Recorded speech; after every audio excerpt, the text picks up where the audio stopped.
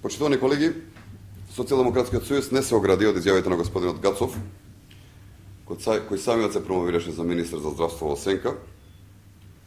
Во овој случај, молчењето значи одобрување. Господата од Социјалдемократскиот сојуз не само што не ги демантира изјавите на господинот Дејан Гацов, туку и во изминатиот период не понудија ниту едно конкретно решение во сферата на здравството.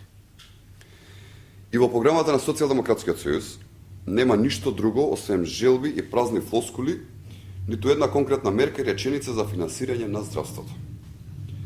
Единствено, социјалдемократите констатираат дека е премал обемот на средствата кои се собираат од граѓаните за здравствено осигурување. Од тука е нашето оправдано остравување дека СДСМ, како што потенцираше нивниот министер за здравство во Сенка Гацов, планира да ги зголеми средствата кои ќе се собираат од граѓаните на 10 и повеќе проценти.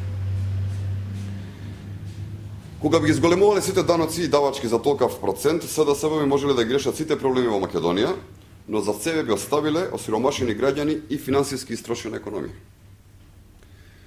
Владата на ВМРО-ДПМН во изминативе години успеа да ги намали давачките за здравственото осигурување на 7,3% и при тоа да ги обезбеди сите услуги на граѓаните од здравствената заштита.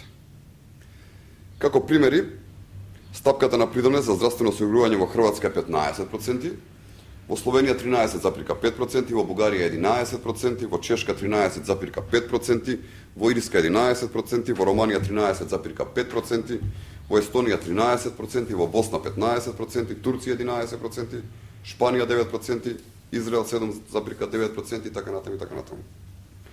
Впрочем, Република Македонија има една од најниските стапки на придонеси за здравствено осигурување во Европа и ние тоа го сметаме како успех.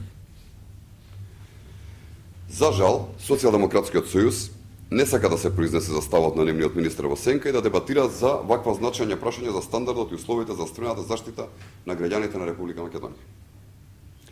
Социјалдемократскиот сојуз очигледно не е заинтересиран за прашањата кои ги засегаат граѓаните и стопанството. Нив единствено ги интересира како повторно да ја приграбат власта.